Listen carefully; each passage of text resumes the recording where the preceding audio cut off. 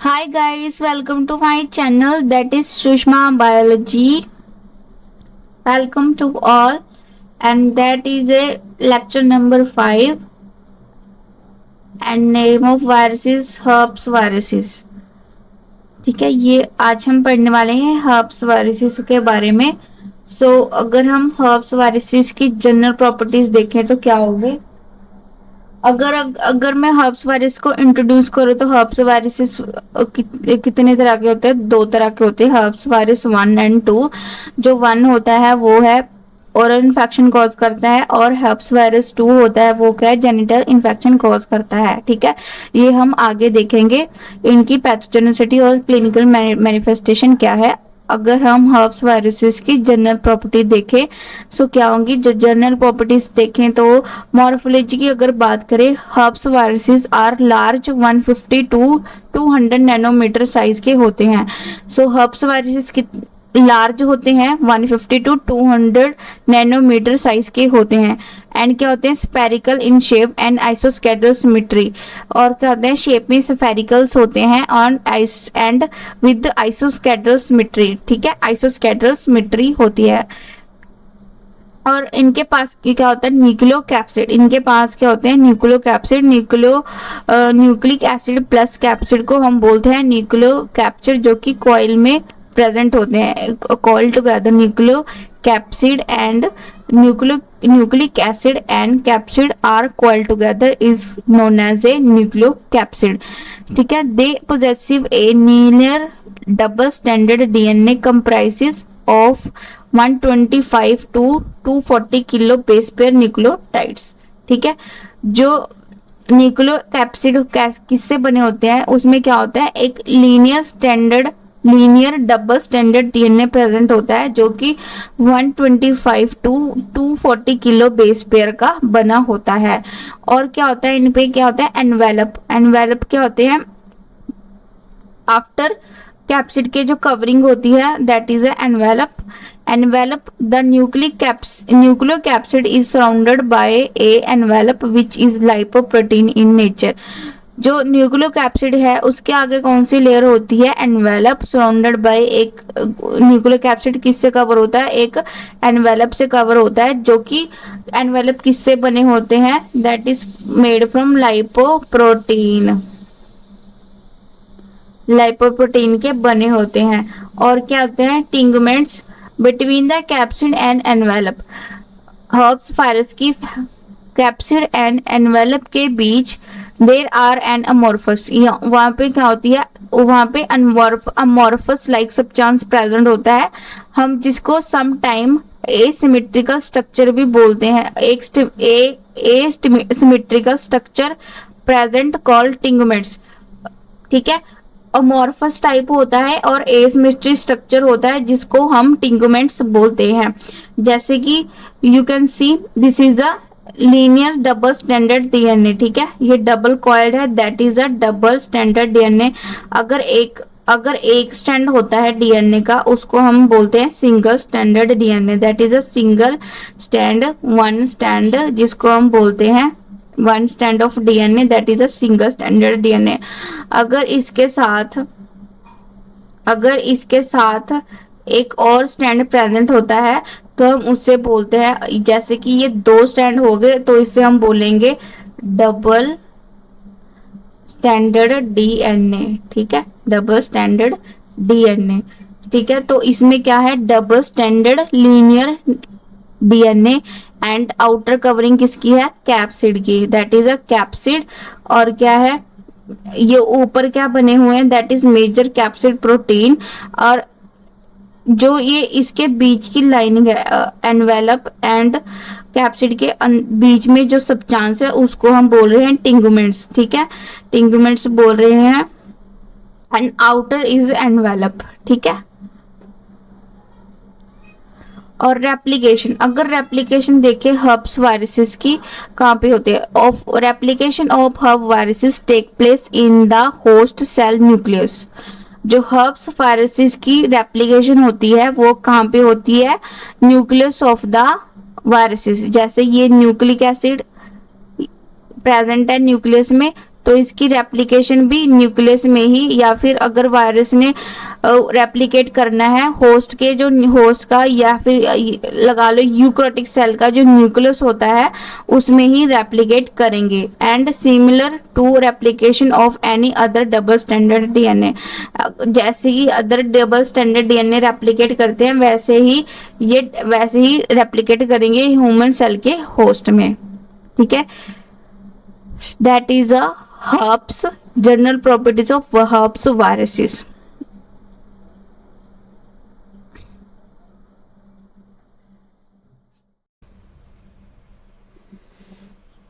आगे है हमारा क्लासिफिकेशन।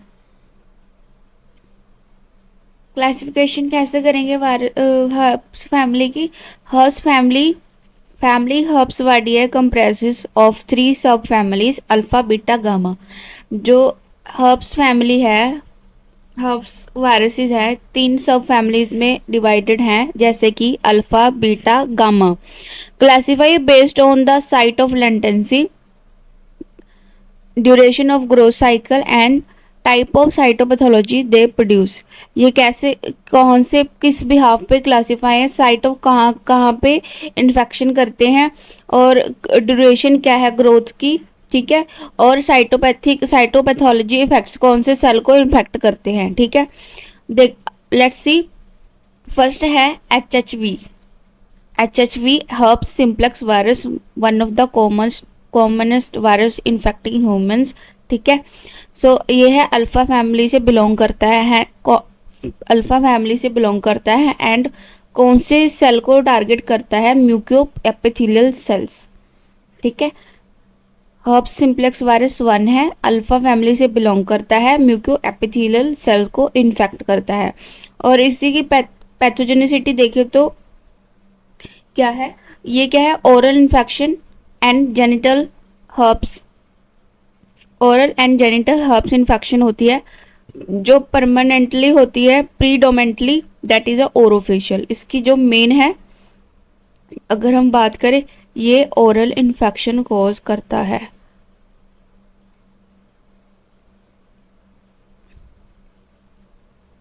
ठीक है, जो हर्ब्स सिंप्लेक्स वायरस 1 है वो हर्ब ओरल इन्फेक्शन कॉज करता है। ठीक है, और as well other herpes simplex infections, इसके साथ और भी हर्ब्स सिंप्लेक्स इन्फेक्शन भी होती हैं।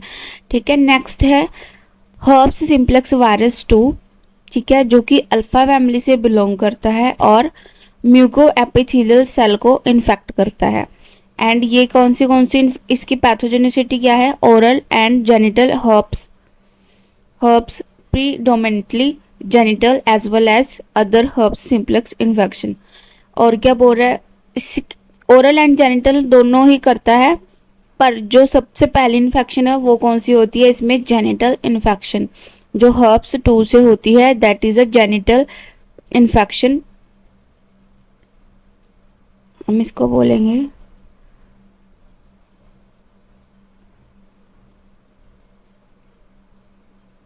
जेनिटल इन्फेक्शन होती है मेन, इसकी जो इन्फेक्शन है हर्ब्स 2 की। उसके साथ और भी वायरस की इन्फेक्शंस हो जाती हैं। और थर्ड है HHV3, जिसको हम बोलते हैं वेरिसेला जोस्टर वायरस। ये भी इम्पॉर्टेंट है, ठीक है, और ये भी अल्फा फैमिली से बिलोंग करता है। और कौन सी इन्फेक्शन कॉज करता है? That is a muco epithelial. कौन से सेल को टारगेट करता है? Muco epithelial. और कौन सी इसकी पैथोजेनिसिटी क्या है? ये वेरिसेला जोस्टर वायरस। और कौन सी इन्फेक्शन कॉज करता है? चिकन पॉक्स एंड शिंगलेस वायरस की इन्फेक्शन कॉज करता है। ऑल्सो दिस इज इम्पॉर्टेंट, यहाँ से भी क्वेश्चन बनते हैं। ठीक है, और नेक्स्ट वायरसेस हैं HHV4 एप्स्टीन बार वायरसेस, जिसको हम लिम्फो क्रिप्टो वायरसेस भी बोलते हैं। ठीक है, और ये कौन सी फैमिली से बिलोंग करता है? गामा फैमिली से बिलोंग करता है। ठीक है, ये कौन से सेल को इन्फेक्ट करता है? बीटा सेल्स, एपिथेलियल सेल्स, कौन से सेल को इन्फेक्ट करता है? B cell and epithelial cells. Epstein Barr virus से और कौन सी इन्फेक्शंस होती हैं या कौन सी डिसीजेज होती हैं, आइए देखते हैं। जैसे कि infectious mononucleosis is the main disease that is caused by Epstein-Barr viruses and Burkitt's lymphoma, CNS lymphoma in AIDS patients, post-transplant lymphoproliferative syndrome, and nasopharyngeal carcinoma and HIV-associated hairy leukoplakia. This is a 4-5 types of disease that is cause by Epstein Barr viruses. इनमें से previous year exam में से इनमें से जैसे कि ये mononucleosis से क्वेश्चन आया हुआ है और ये बर्किट लिम्फोमा से क्वेश्चन आया हुआ है और ये कौन से वायरस से कोज होते हैं। So also this is a important virus. और नेक्स्ट है HHV5, also one of the most important viruses family is cytomegaloviruses. Cytomegaloviruses is spread from beta family of herpes viruses and कौन से सेल को infect करते हैं? Monocytes, lymphocytes and epithelial cell. कौन से cell को इन्फेक्ट करते हैं? Monocytes, lymphocytes and epithelial cell. और कौन सी डिसीज होती है? इन्फेक्शियस मोनोन्यूक्लियोसिस लाइक सिंड्रोम, ठीक है। और रेटिनाइटिस मतलब कि आइस में स्वेलिंग होती है, आइस स्वेलिंग, या फिर आप आइस में इन्फेक्शन भी बोल सकते हैं, ठीक है। सो ये साइटोमेगालो वायरस की हम डिटेल लेक्चर नेक्स्ट आने वाले लेक्चर्स में देखेंगे। Cytomegalo virus also is a huge topic and important topic. And next virus is roseolo virus, herpes lymphotropic virus, जो कि बीटा फैमिली से बिलोंग करता है, टी सेल को इन्फेक्ट करता है और 6th डिसीज होती है इससे। नॉट सो इम्पॉर्टेंट, इसमें से मुझे नहीं लगता क्वेश्चन अभी तक मेरे एक्सपीरियंस अकॉर्डिंगली यहाँ से क्वेश्चन नहीं आए हुए हैं। रुसेलो वायरसिस जो कि बीटा फैमिली से बिलोंग करता है, जो कि कौन सा 7th वायरसिस है एंड टी सेल को इन्फेक्ट करता है और 6th डिसीज होती है, रोसेला इन्फेक्टिसम एंड जेंथिम सेपिटम, ठीक है। सो ये थी कुछ examples classification of viruses HSV1, HSV2 and varicella zoster virus, जो कि अल्फा फैमिली से बिलोंग करते हैं एंड म्यूको एपिथेलियल सेल को इन्फेक्ट करते हैं, ठीक है। और HSV1 से ओरल इन्फेक्शन होती है, HSV2 से जेनिटल होती है और वेरिसोला जोस्टर वायरस से होती है chicken pox and shingles viral infection, ठीक है। और HSV4 जो है Epstein Barr virus, also important virus, जो कि लिम्फोक्रिप्टो वायरस भी है और ये कौन सी फैमिली से बिलोंग करता है? अल्फा गामा फैमिली से, ठीक है। गामा फैमिली से बिलोंग करता है, B cell and epithelial cell को इन्फेक्ट करता है और इससे infection mononucleosis, Burkitt's lymphoma, CNS lymphoma in AIDS patient, post transplant lymphoproliferation syndrome and nasopharyngeal carcinoma and HIV associated hairy leukoplakia infection होती है। और साइटोमेगालोवायरस जो कि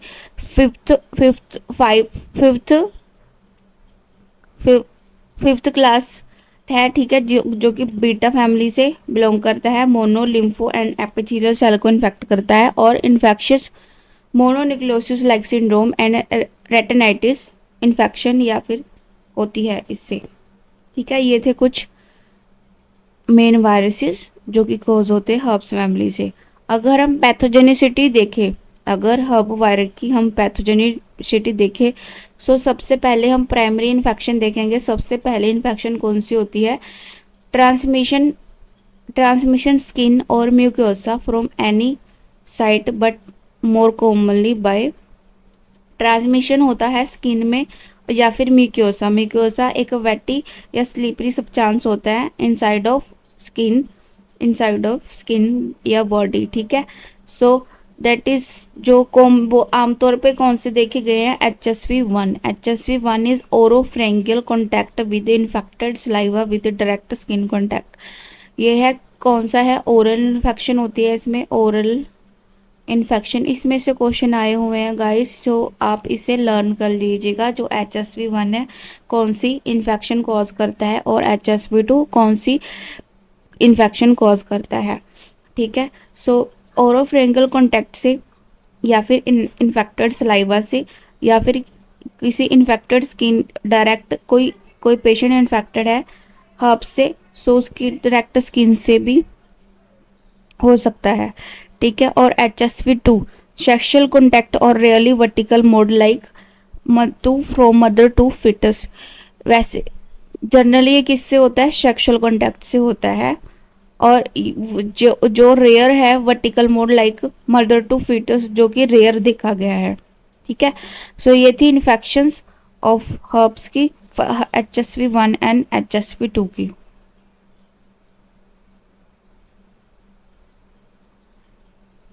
ठीक है, हम इसको, ठीक है, और है आगे है साइट ऑफ इन्फेक्शन, कौन से साइट में इन्फेक्शन देखी जाती है या फिर सिम्टम्स आते हैं। So let's see site of infection. HSV replicate at the local site of infection. जो HSV है local site of infection replicate करते हैं and produce lesion anywhere, and produce करते हैं lesion anywhere but more commonly in, जो सबसे ज़्यादा common है वो देखते हैं कौन से हैं। HSV1 lesion are confirmed to area above the waist, most common site around the mouth। ठीक है, सो जो HSV1 है वो अबव द वेस्ट, मतलब कि वेस्ट से ऊपर, हमारी कमर से ऊपर इन्फेक्शन या जिसके लीजन देखने को मिलते हैं, जैसे कि कॉमन साइट कौन सी है, that is a mouth. Mouth is a common site of HSV1। ठीक है, and HSV2 produce lesion below the waist, most common site genital area. और सेकंड इज HSV2 जो कि वेस्ट से नीचे, कमर के नीचे देखने को मिलते हैं इन लीजन्स या फिर सिम्टम्स, जो कि कॉमन साइट है जेनिटल एरिया। ठीक है,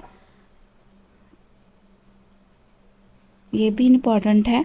स्प्रेड वाया नर्व्स, जो हर्ब्स वायरस है वो ब्रेन में नर्व्स के थ्रू भी स्प्रेड होता है, जैसे कि virus then invade in the local nerve ending. जब वायरस लोकल नर्व एंडिंग से एंटर होता है बॉडी में, so it transported by retrograde axonal flow to the dorsal roots ganglia.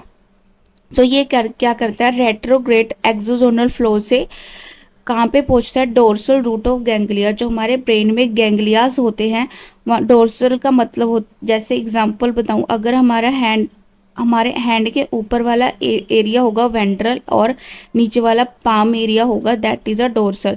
जो गैंग्लिया का डोर्सल एरिया होगा वहाँ पे ये इन्फेक्ट करते हैं। ठीक है, सो ये था नर्व्स में कैसे होती है। नर्व्स में होती है मेनली गैंग्लिया में इन्फेक्शन होती है हर्ब्स की। ठीक है, अगर हम क्लिनिकल मैनिफेस्टेशन देखें, अगर हमने क्लिनिकल मैनिफेस्टेशन देखनी है, सो फर्स्ट क्या होगा, oral facial mucosa lesion. So first है, या फिर हम पैथोजेनिसिटी बोल सकते हैं इसे। फर्स्ट है ओरल फेशियल म्यूकोसा लीजन। सबसे पहले लीजन कहाँ को देखने मिलते हैं, most common affected site of buccal mucosa. Buccal mucosa site of, जिससे हम जब हम फूड इनगल्फ करते हैं, that is a buccal mucosa present in the mouth. ठीक है, ये माउथ में प्रेजेंट होता है। सो कॉमन अफेक्टेड साइट कौन सी होती है, बक्कल म्यूकोसा। ठीक है, और जेंजिलिवो स्टोमेटोटाइटिस एंड फेरेंगेटाइटिस। गैंग्लिवो स्टोमेटोटाइटिस इन्फेक्शन होती है माउथ की। ठीक है, माउथ इन्फेक्शन होती है, that is a mouth infection. और ये क्या होती है, फेरिंग्स में इन्फेक्शन, जिससे क्या हो जाती है माउथ में और फेरिंग्स में क्या हो जाती है, स्वेलिंग हो जाती है। And labialis painful vesicle near the lips. इसमें क्या होता है, जो वजाइना होती है उसके जो लिबियाज होते हैं उसमें क्या हो जाए, पेनफुल वसिकल्स होते हैं, और उसमें क्या हो जाती है, स्वेलिंग हो जाती है। Ulcerative stomatitis stomatitis and tonsillitis. Jaw के नीचे जो टॉन्सिल प्रेजेंट होते हैं वहां में भी स्वेलिंग हो जाती है। ठीक है। आगे है नर्व सिस्टम में कौन सी इन्फेक्शन होती है। नर्व सिस्टम में HSV कोज वेरियस न्यूरोलॉजिकल मैनिफेस्टेशन। जो HSV है न्यूरोलॉजिकल इन्फेक्शन भी कोज करता है। ठीक है। और encephalitis HSV is most common cause 10 to 20%। Encephalitis का मतलब होता है inflammation around of brain tissue. Encephalitis का मतलब होता है इन्फ्लेमेशन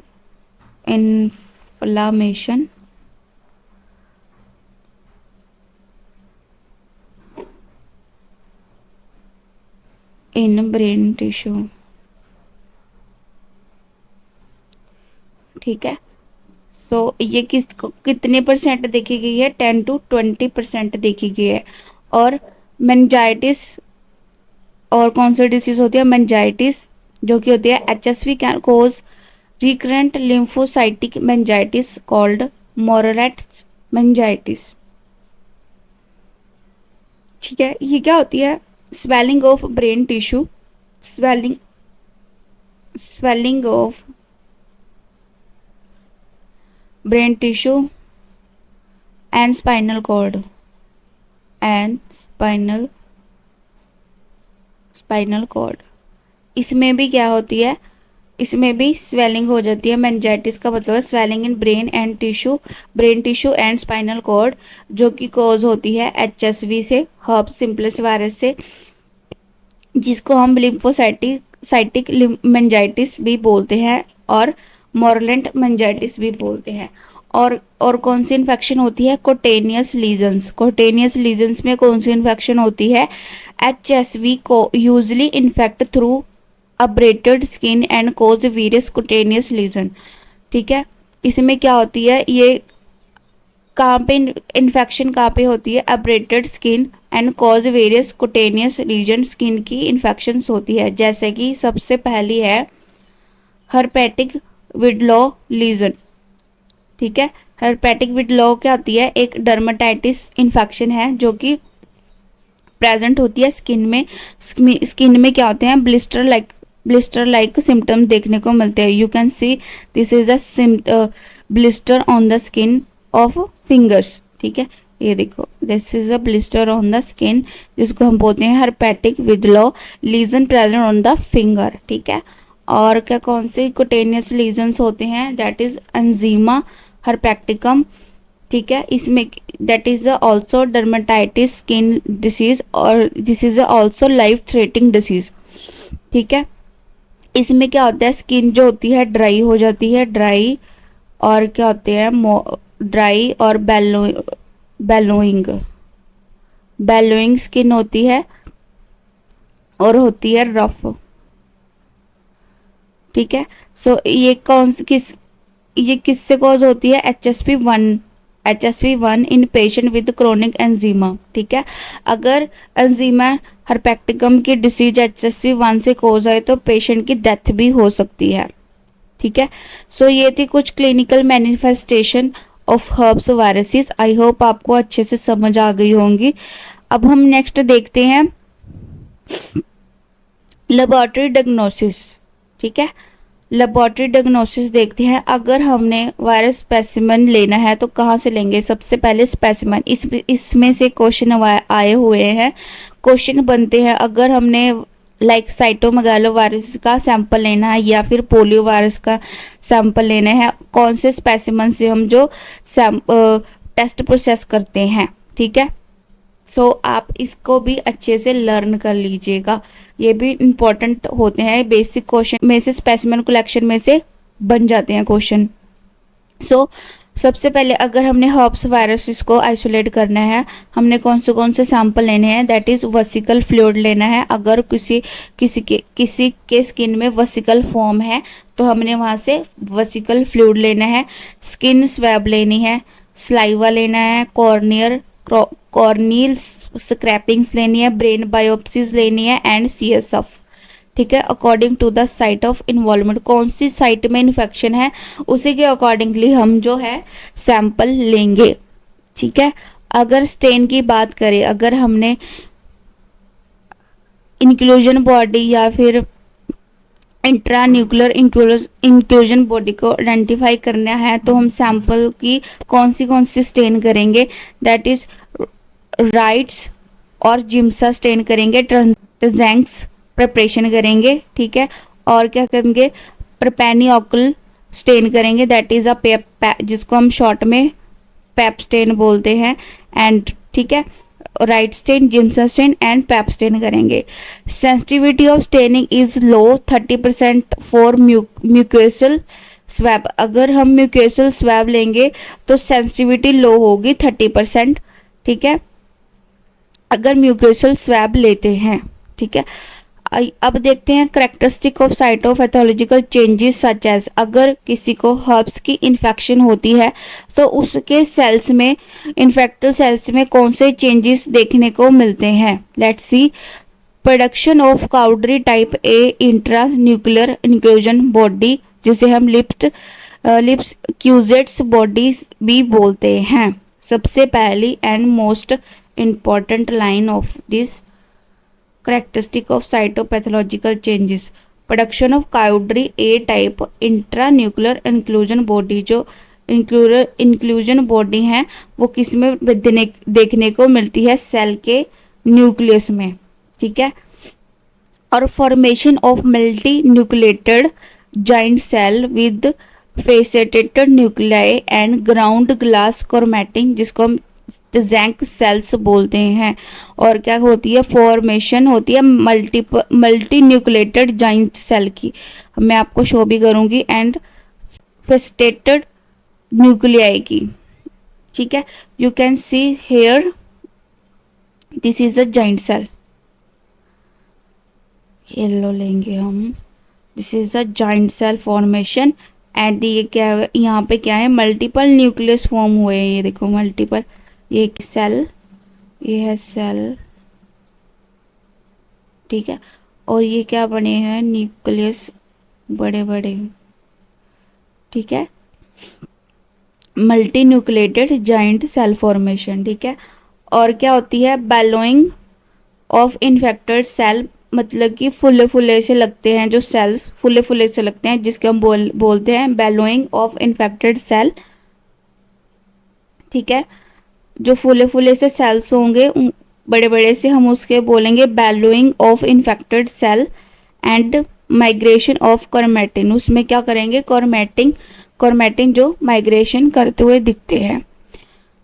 ठीक है, ये थी journal characteristic of cytopathological changes. ठीक है, अब हम नेक्स्ट देखते हैं वायरस आइसोलेशन। अगर हमने हर्ब्स को आइसोलेट करना है तो कैसे कैसे और कहाँ पे, कौन से सेल लाइन्स या फिर कौन सी एनिमल इनोकुलेशन करेंगे। ठीक है, first is virus isolation, viral growth in cell lines, हमने जो हर्ब्स की आइसोलेशन करनी है, हमने करनी है सेल लाइन्स में। ठीक है, can be isolated in 2 to 4 days by. ठीक है, और इसको हम आइसोलेट या फिर ग्रोथ कितने दिनों में आएगी, 2 से 4 दिन तक जो है ग्रोथ आ जाएगी।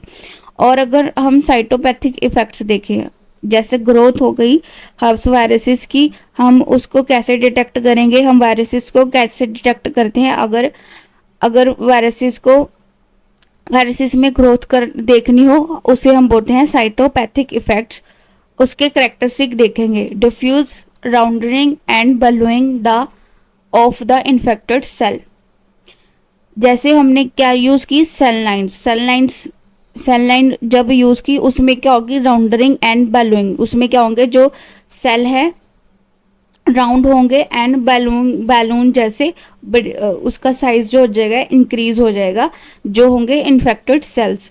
And viral antigen detected by neutralization test और immunofluorescent staining with specific anti serum. जो वायरल एंटीजन है हम उसको कैसे डिटेक्ट करेंगे, वायरल एंटीजन को हम डिटेक्ट करने के लिए एक वायरल न्यूट्रलाइजेशन टेस्ट यूज़ करते हैं, जिसमें क्या करते हैं, हम एंटीबॉडी इंट्रोड्यूस करते हैं। एंटीबॉडीज़ क्या करती हैं, वायरल को कैप्चर करके उसके ऊपर अपनी एंटीबॉडीज प्रोड्यूस कर देती हैं, जिससे कि वायरल का जो एक्शन है वो रिड्यूस न्यूट्रल हो जाता है, जिसको हम बोलते हैं न्यूट्रलाइजेशन टेस्ट। और नेक्स्ट क्या हम करेंगे, इम्यूनोफ्लोरोसेंट स्टेनिंग करेंगे विद स्पेसिफिक एंटी सीरम। जो हम पेशेंट का सीरम लेंगे उससे हम क्या करेंगे, इम्यूनोफ्लोरोसेंट स्टेनिंग करेंगे, ठीक है। और क्या करेंगे, viral antigen detect by immunofluorescent, इसकी आगे डिटेल दी हुई है।